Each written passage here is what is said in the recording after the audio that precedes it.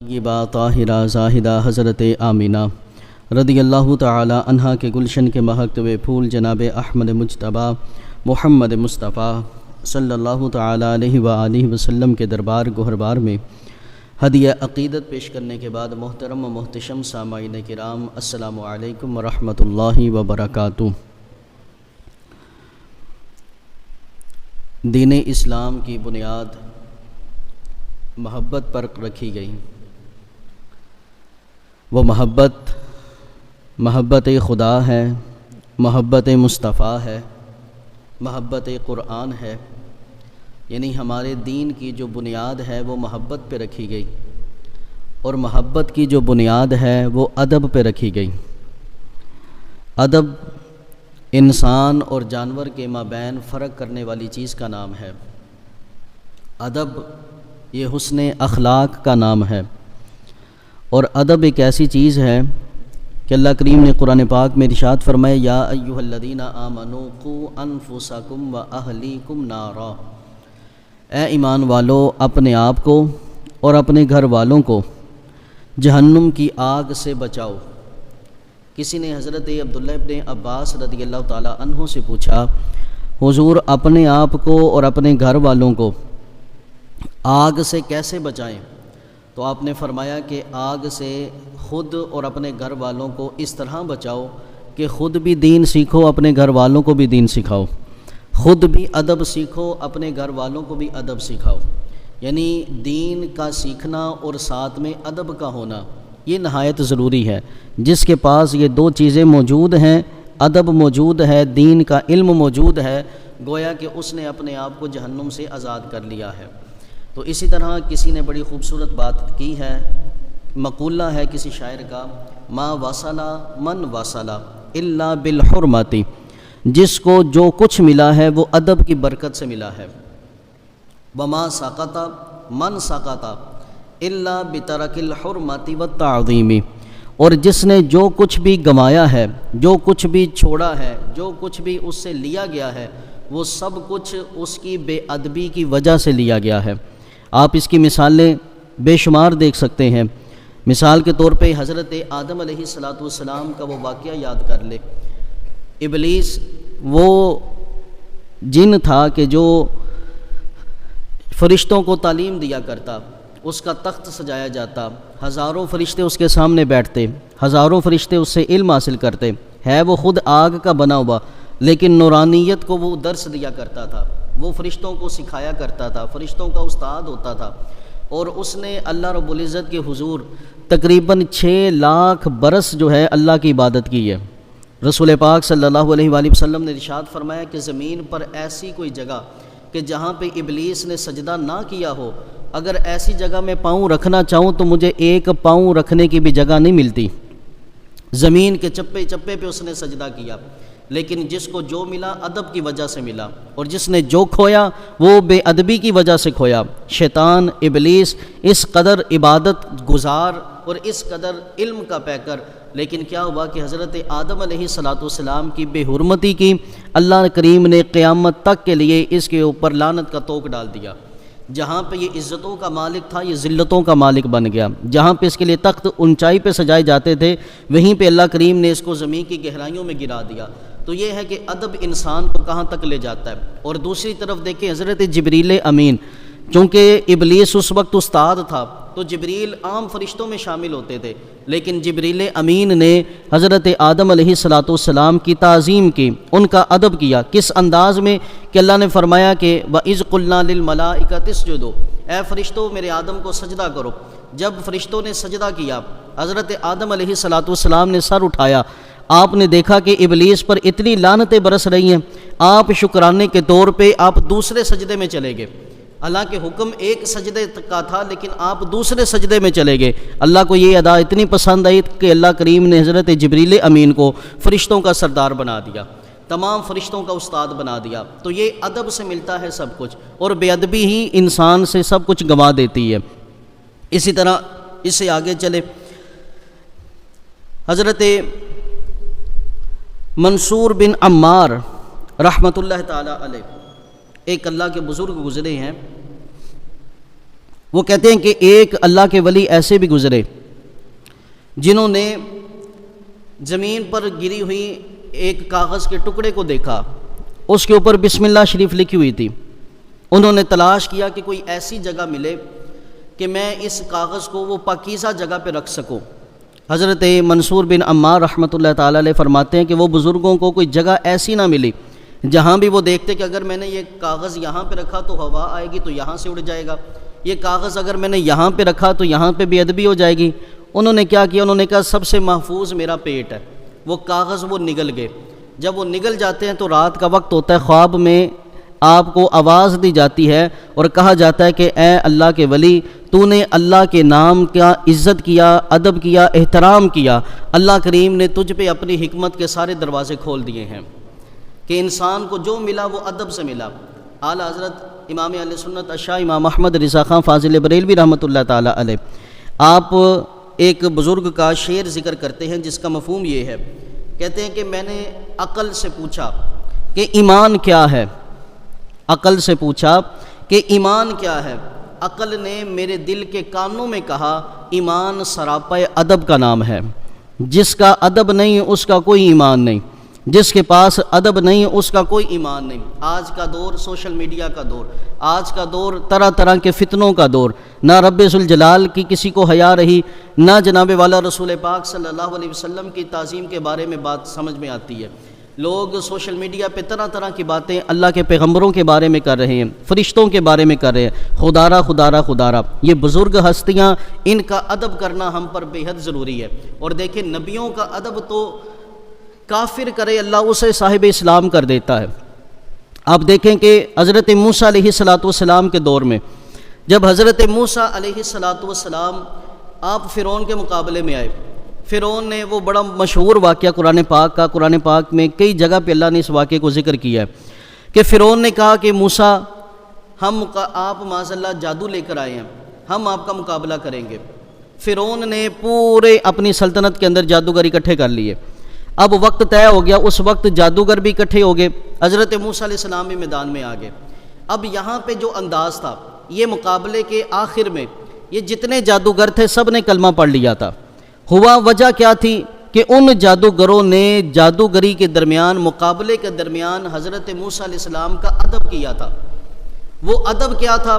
حضرت موسیٰ علیہ السلام جب مقابلے میں آئے، ان جادوگروں نے یہ کہا، حضرت موسیٰ علیہ السلام کو بزرگ تصور کرتے ہوئے انہوں نے یہ کہا کہ اے موسیٰ، آپ پہل کرتے ہیں یا ہم پہل کریں؟ آپ پہل کرتے ہیں نا، کہ وہ مقابلے میں تھے، خود بھی پہل کر سکتے تھے، لیکن ان کا یہ انداز ادب اللہ کو اتنا پسند آ گیا کہ حضرت موسیٰ علیہ السلام انہوں نے جب اپنی رسیاں پھینکیں وہ سانپ بن گئی، حضرت موسیٰ علیہ السلام نے عصا پھینکا وہ اژدہا بن گیا۔ اس موسیٰ علیہ السلام کا ایک لمحے کے لیے ادب کرنے کی وجہ سے اللہ کریم نے ان جادوگروں کو صاحب اسلام فرما دیا، ان کے دلوں میں اسلام کو راسخ کر دیا کہ ادب سے ملا ہے جس کو جو ملا ہے، اور جس نے جو گوایا ہے وہ بے ادبی کی وجہ سے گوایا ہے۔ حضرت عابس بن ربیعہ رضی اللہ تعالی عنہ، ایک صحابی رسول صلی اللہ علیہ وآلہ وسلم، ان کے نین نقش، ان کا حسن و جمال، ان کے چہرے کی جو جھلک تھی وہ رسول پاک صلی اللہ علیہ وآلہ وسلم سے ملتی جلتی تھی۔ حضرت عابس بن ربیعہ رضی اللہ تعالی عنہ، جب حضرت امیر معاویہ رضی اللہ تعالی عنہ کی بادشاہت آئی تو آپ کے دربار میں جب حضرت عابس بن ربیعہ آیا کرتے تو حضرت امیر معاویہ رضی اللہ تعالیٰ عنہ اپنے تخت سے اٹھ کر سیدھے کھڑے ہو جایا کرتے۔ کسی نے پوچھا کہ حضرت آپ ان کے استقبال میں کھڑے کیوں جاتے ہیں؟ کہنے لگے کیونکہ ان کی جو چہرے کی جھلک ہے وہ رسول پاک سے ملتی ہے، رسول پاک صلی اللہ علیہ وآلہ وسلم سے ملتی ہے، کہ اتنا ادب ہمارے بزرگوں نے انبیاء کا کیا، رسول پاک صلی اللہ علیہ وسلم کا کیا۔ لیکن آج افسوس یہ کہ ہر کوئی اپنی مرضی کا ترجمہ کر رہا ہے قرآن پاک کا، اور ہم اسی کی بنیاد پہ اپنے عقیدے اور نظریے خراب کر رہے ہیں، اور اسی بنیاد پہ ہم اپنے رسول صلی اللہ علیہ وآلہ وسلم سے دوری کر رہے ہیں، طرح طرح کی باتیں ان کی طرف منسوب کی جا رہی ہیں۔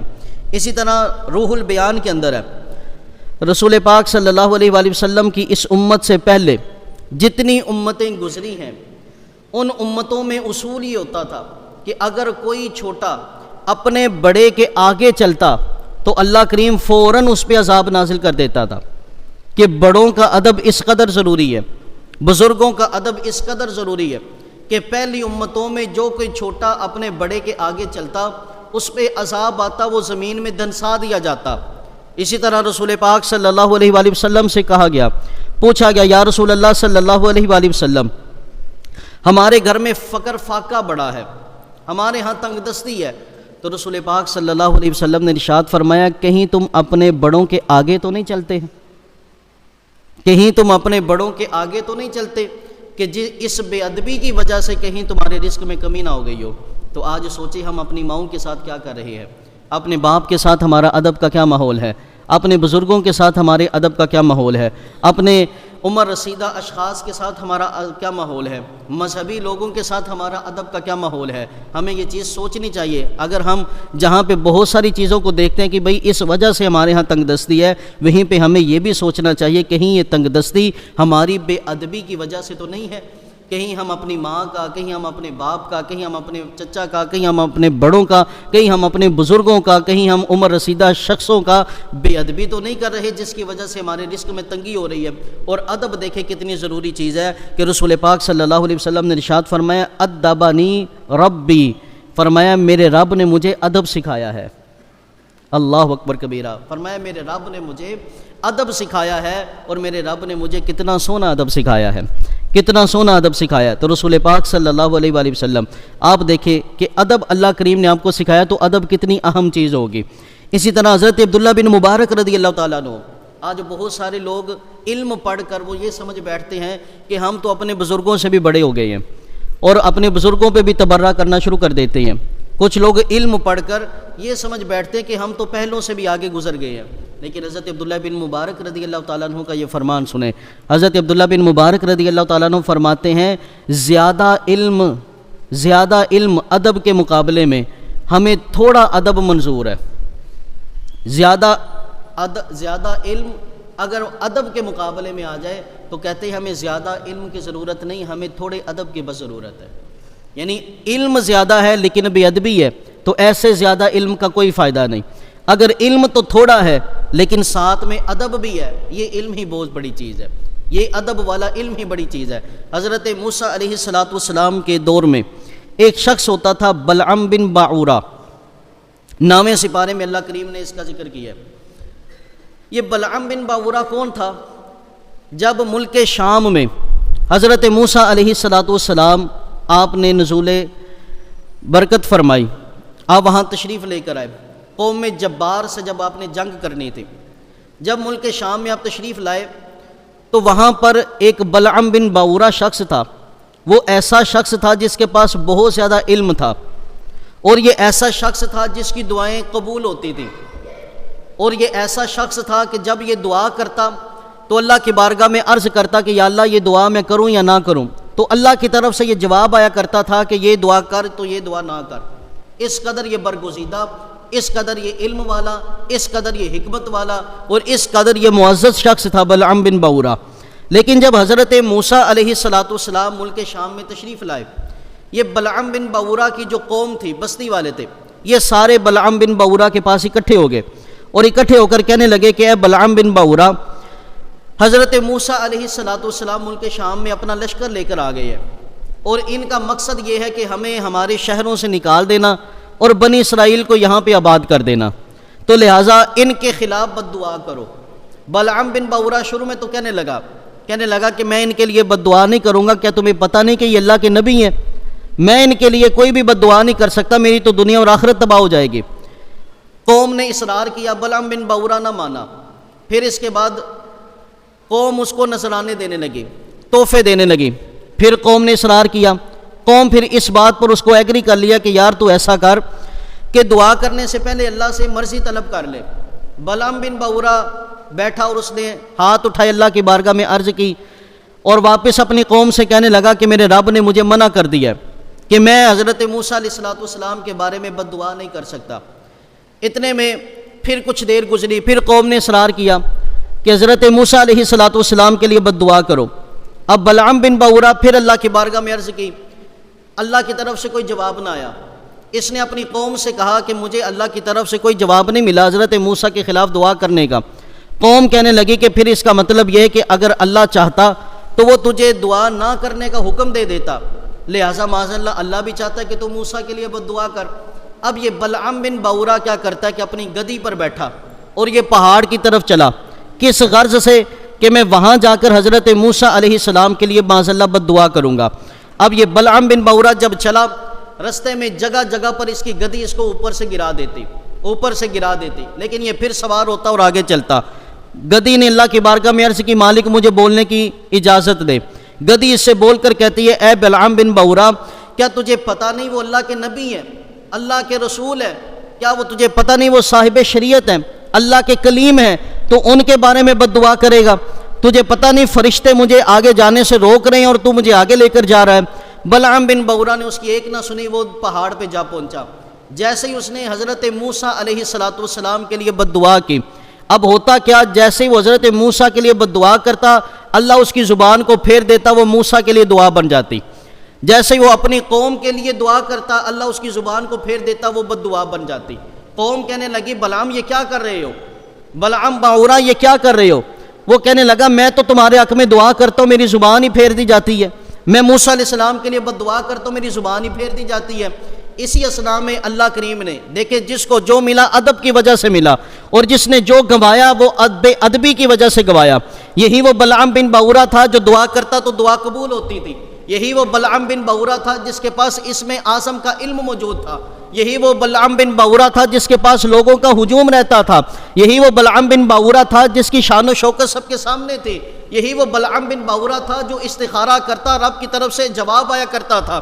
لیکن یاران محبت، آج اس نے بے ادبی کی ایک پیغمبر کی، آج اس نے بے ادبی کی ایک رسول کی، تو ہوا کیا، اللہ کریم نے اس کی زبان کو لٹکا دیا، اس کی زبان لٹک کر باہر آ گئی۔ بے ادبی کی وجہ سے اس نے اپنی ساری ولایت کھو دی، بے ادبی کی وجہ سے اس نے اپنا سارا وہ سٹیٹس گنوا دیا۔ تو یاران محبت، برادران اسلام، قدم قدم پہ بات کرتے ہوئے یہ بات سوچا کرے، کہیں ہم ایسی بات تو نہیں کر رہے کہ جو اللہ کی بے ادبی ہو جائے، کہیں ایسی بات تو نہیں کر رہے کہ جو رسول پاک کی بے ادبی ہو جائے، کہیں ایسی بات تو نہیں کر رہے کہ اصحاب رسول کی بے ادبی ہو جائے، کہیں ایسی بات تو نہیں کر رہے کہ جس سے اہل بیت اطہار کی بے ادبی ہو جائے، کہیں ایسی بات تو نہیں کر رہے جس سے اللہ کے ولیوں کی بے ادبی ہو جائے۔ حضرت خواجہ معین الدین چشتی اجمیری رحمۃ اللہ تعالیٰ علیہ، آپ کے زمانہ میں ایک شخص تھا، جب بھی حضرت خواجہ معین الدین چشتی اجمیری رحمۃ اللہ تعالیٰ علیہ تشریف لاتے، وہ آپ سے نہ منہ پھیر لیا کرتا تھا، منہ پھیر کے دوسری طرف کر لیا کرتا۔ جب اس بندے کا انتقال ہوا، لوگ اس کو قبر میں رکھنے کے بعد اس کا چہرہ قبلے کی جانب کرتے تو اس کا چہرہ پھر جاتا، قبلے کی جانب کرتے چہرہ پھر جاتا۔ خواجہ معین الدین چشتی اجمیری رحمۃ اللہ تعالیٰ علیہ کو بلایا گیا اور کہا کہ حضور یہ مسئلہ ہے کہ اس کے مرنے کے بعد اس کو قبر میں رکھا گیا، اس کا چہرہ قبلے سے پھر جاتا ہے۔ خواجہ معین الدین چشتی اجمیری رحمۃ اللہ تعالیٰ علیہ فرمانے لگے، اس کو ایسے ہی دفن کر دو، کیونکہ یہ اللہ کے ولیوں کو دیکھ کر اپنا چہرہ پھیر لیا کرتا تھا۔ رب یہ پسند نہیں کرتا جو میرے یاروں کی بے ادبی کرے تو اس کے گھر کی طرف اس کا منہ بھی ہو جائے، اللہ یہ پسند نہیں کرتا۔ تو یاران محبت، برادران اسلام، آج کے دور میں ادب بہت ضروری ہے، آج کے دور میں ادب کو سیکھنا بہت ضروری ہو گیا ہے۔ اسی طرح دیکھیں حضرت عبداللہ بن عباس رضی اللہ تعالیٰ عنہ، حضرت عبداللہ بن عباس رضی اللہ تعالیٰ عنہ یہ رسول پاک صلی اللہ علیہ وآلہ وسلم کے چچا کے بیٹے ہیں، حضور علیہ السلام کے چچا کے بیٹے، اور جن کے بارے میں حضور نے ارشاد فرمایا یہ میری امت کا مفسر ہے، تمام مفسرین کا امام ہے، عبداللہ بن عباس رضی اللہ تعالیٰ عنہ۔ اور ایک صحابی ہیں حضرت زید بن ثابت رضی اللہ تعالیٰ عنہ۔ یہ زید بن ثابت رضی اللہ تعالیٰ عنہ کون تھے؟ مجتہد فقیہ صحابی تھے، یہ صحابہ کو تعلیم دیا کرتے تھے۔ حضرت عبداللہ بن عباس رضی اللہ تعالیٰ عنہ جیسے ہی حضرت زید بن ثابت رضی اللہ تعالیٰ عنہ کی سواری کو آتے ہوئے دیکھا کرتے تو ان کی سواری کی لگام کو پکڑ لیا کرتے۔ حضرت زید بن ثابت رضی اللہ تعالیٰ عنہ فرمایا کرتے کہ میری سواری کو نہ پکڑا کرے، آپ رسول پاک صلی اللہ علیہ وسلم کے خاندان سے ہیں، آپ حضور کے چچا کے صاحبزادے ہیں، آپ حضور یہ نہ کیا کریں، میرے اور شاگرد ہیں وہ میرا ادب کریں، سمجھ میں آتا ہے، آپ ایسا نہ کیا کریں۔ لیکن حضرت عبداللہ بن عباس رضی اللہ تعالیٰ عنہ کا جملہ سنو، آپ فرمایا کرتے کہ رسول پاک صلی اللہ علیہ وسلم کی امت کے علماء اور اکابرین کا ادب ایسے ہی کرنا چاہیے، علماء اور اکابرین کا ادب ایسے ہی کرنا چاہیے۔ آج ہم نے جتنے لطیفے بنائے فرشتوں پہ بنائے، آج ہم نے جتنے لطیفے بنائے اللہ کے ولیوں پہ بنائے۔ یار کیسی عجیب بات نہیں ہے اگر 1000 روپے کا نوٹ 2 نمبر آ جائے تو کیا آپ 1000 روپے کا نوٹ لینا چھوڑ دیتے ہیں؟ آپ آئندہ اس نوٹ کو چیک کرتے ہیں کہ بھئی میرے پاس 2 نمبر نوٹ نہ آ جائے. لیکن اللہ کے ولیوں کے بارے میں ہمارا معیار دیکھیں کیا بن چکا ہوا ہے. 2 نمبر مارکیٹ میں پیر آ گئے, ہم نے کیا کیا, 1 نمبر پیروں کو بھی چھوڑ دیا. حالانکہ نوٹ کی باری ہمیں یہ نہیں کرتے. اگر سونا 2 نمبر مل جائے تو کیا ساری زندگی ہم سونے سے اپنا منہ پھیر لیتے ہیں؟ نہیں, ہم بلکہ 1 نمبر کی جستجو میں رہتے ہیں, 1 نمبر کی طلب میں رہتے ہیں. دودھ مارکیٹ میں پانی سے ملاوٹ والا ملتا ہے تو کیا ہم نے دودھ پینا چھوڑ دیا؟ نہیں چھوڑا, بلکہ ہم نے کیا کیا, 1 نمبر کی جستجو میں رہے. لیکن یہاں پہ اگر اللہ کے ولیوں کی بات آ گئی, جہاں پہ 2 نمبر پیر دنیا میں آ گئے, مارکیٹ میں آ گئے, وہیں پہ ہم نے 1 نمبر ولیوں سے اپنا منہ پھیر لیا. وہاں پہ ہم نے ولیوں کی جستجو کو چھوڑ دیا. وہاں پہ ہم نے یہ کہہ دیا جی سارے انجی ہوندے نے. نہ ایسے نہ کریں, ادب کو ملحوظ خاطر رکھیں. حضرت سہل بن عبداللہ رضی اللہ تعالی عنہ, یہ ایک اللہ کے ولی گزرے ہیں. یہ ساری زندگی چپ رہتے, کوئی مسئلہ پوچھتا آپ سے, آپ جواب نہیں دیا کرتے تھے. لیکن ایک دن کیا ہوا کہ آپ کے بارگاہ میں جب سوال کیا گیا, آپ کہنے لگے مجھ سے پوچھو کیا پوچھتے ہو. جواب دینا شروع کر دیا. کسی نے پوچھا حضور آپ ساری زندگی فتویٰ نہیں دیا, آج آپ فتویٰ دے رہے ہیں, وجہ کیا ہے؟ آپ فرمانے لگے وجہ یہ ہے کہ آج میرے استاد دنیا سے چلے گئے ہیں. حضرت ذوالنون مصری جب تک دنیا میں موجود تھے تب تک ان کے ادب کی وجہ سے میں فتویٰ نہیں دیا کرتا تھا. آج وہ دنیا سے چلے گئے ہیں تو اس لیے میں ان کی جگہ ان کے ادب کے ملحوظ خاطر جو انہوں نے مجھے پڑھایا وہ میں آگے پہنچا رہا ہوں.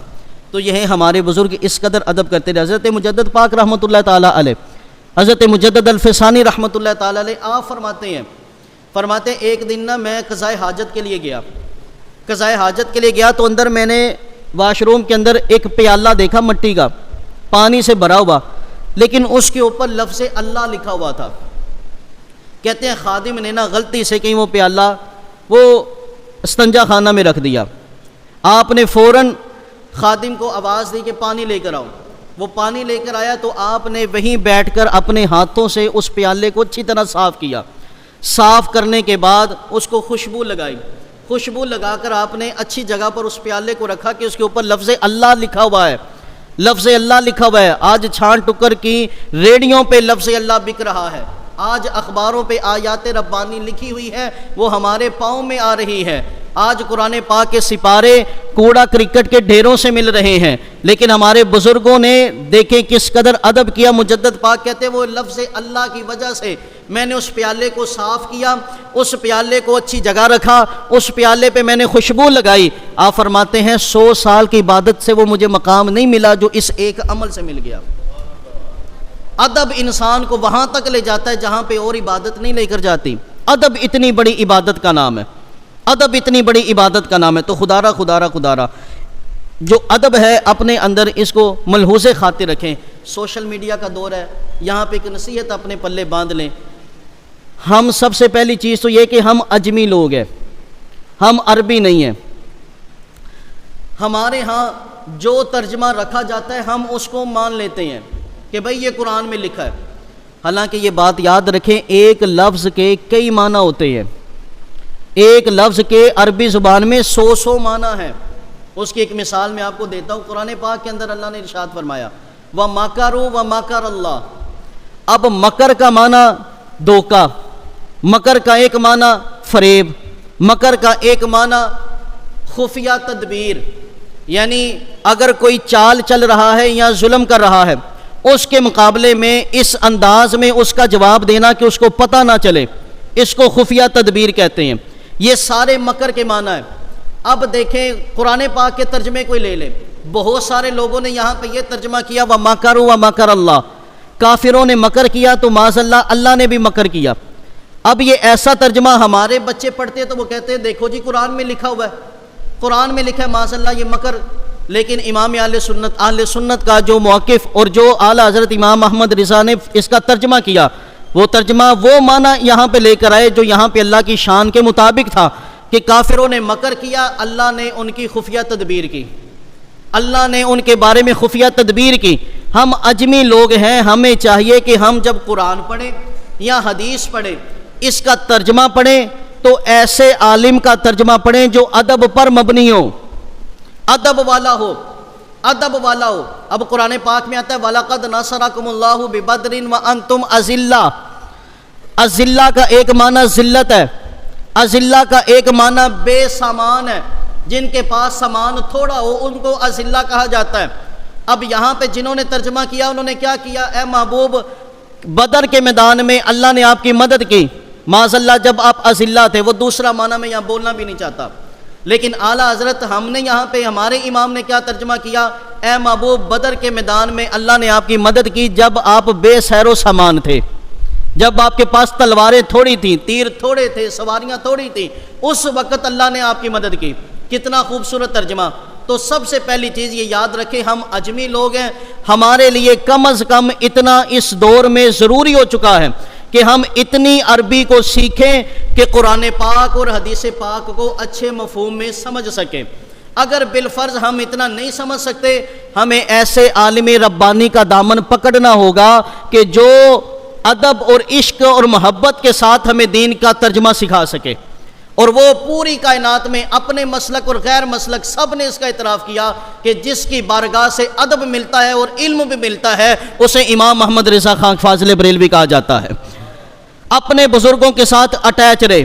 آج لوگ نا آدھی حدیث، جب بھی کوئی حدیث سوشل میڈیا پہ آپ پڑھیں اور اس کے بارے میں نیگیٹو پوائنٹ آپ کے ذہن میں آئے تو دو چیزیں یاد رکھنا، یا تو وہ حدیث عادی ہے یا وہ قرآن کی آیت عادی ہے، یا یہ یاد رکھنا اس کا معنی کوئی اور ہے، ترجمہ کرنے والے نے غلطی کی ہے۔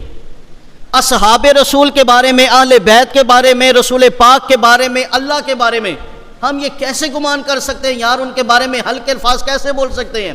اب بخاری مسلم کی آج کل یہ بڑی حدیث بیان کی جاتی ہے، احد کے میدان میں صحابہ کرام علیہم الرضوان میدان چھوڑ کر جا رہے تھے، لیکن یہاں پر یہ بات یاد رکھیں، پہلی چیز تو یہ اصحاب رسول ہوں یا اہل بیت رسول ہوں، یہ وہ لوگ ہیں کہ عبداللہ ابن مسعود رضی اللہ تعالیٰ عنہ، اور عبداللہ ابن مسعود وہ صحابی رسول جن کے بارے میں میرے محبوب نے فرمایا جو تازہ قرآن پڑھنا چاہتا ہے نا وہ عبداللہ ابن مسعود کے طریقے پہ پڑھا کرے۔ عبداللہ ابن مسعود رضی اللہ تعالیٰ عنہ وہ جنہیں کوفہ میں مولا علی نے خط بھیج کر بلایا تھا اور کہا یہاں پہ آ کے لوگوں کو دین سکھاؤ، وہ عبداللہ ابن مسعود رضی اللہ تعالیٰ عنہ کہتے ہیں اللہ نے ساری کائنات کے دلوں پہ نظر فرمائی، اور نظر فرمائی تو جس کے دل کو چنا وہ محمد مصطفیٰ کا دل ہے۔ اللہ نے ساری مخلوقات میں جس دل کو چنا اپنے لیے وہ رسول پاک کا دل ہے، اور رسول پاک کے دل کے بعد اللہ نے ساری امتوں پہ نظر فرمائی، جن دلوں کو چن لیا، جو دل اچھے تھے ان دلوں کو پسند کر لیا، فرمایا وہ رسول پاک کے یاروں کے دل تھے، اصحاب رسول کے دل ہے، اہل بیت اطہار کے دل ہے۔ اور اللہ خود قرآن میں کہتا ہے اولئک الذین امتحن اللہ قلوبہم للتقوی، فرمایا کہ یاد رکھنا اہل بیت اطہار ہوں یا اصحاب رسول ہوں، ان کے دلوں کا امتحان اللہ نے لیا ہے، اللہ نے لیا ہے، اور اللہ نے رزلٹ بھی بیان کر دیا، فرمایا میں نے اہل بیت کے دلوں کو، اصحاب رسول کے دلوں کو فرار میں نہیں پایا، میں نے کسی اور بری چیز میں نہیں پایا، بلکہ میں نے ان کے دلوں میں صرف تقویٰ پایا ہے۔ یہ رب کا رزلٹ ہے، یہ رب نے نتیجہ دیا ہے، تو اس لیے کوئی بھی ایسی ہلکی بات نہ بولے۔ احد کے میدان کی بات کر رہا تھا کہ بھائی بہت سارے لوگ یہ حدیث اچھال رہے ہیں آج کے دور میں کہ صحابہ میدان چھوڑ کے چلے گئے، لیکن یہاں پہ کسی ادب والے سے پوچھو نا تو کتنا خوبصورت عقیدہ یہاں سے نکلتا ہے۔ کچھ صحابہ نے جب دیکھا کہ رسول پاک صلی اللہ علیہ وسلم وصال کر گئے تو وہ صحابہ میدان چھوڑ کر اپنے گھروں کو جانے لگے۔ وجہ کیا تھی؟ ان کا ذہن یہ تھا، ان کا اجتہاد یہ تھا کہ یار جس رسول کے لیے لڑنے آئے تھے جب وہی شہید ہو گئے تو اب کس کے لیے لڑے، اب کس کے لیے لڑے؟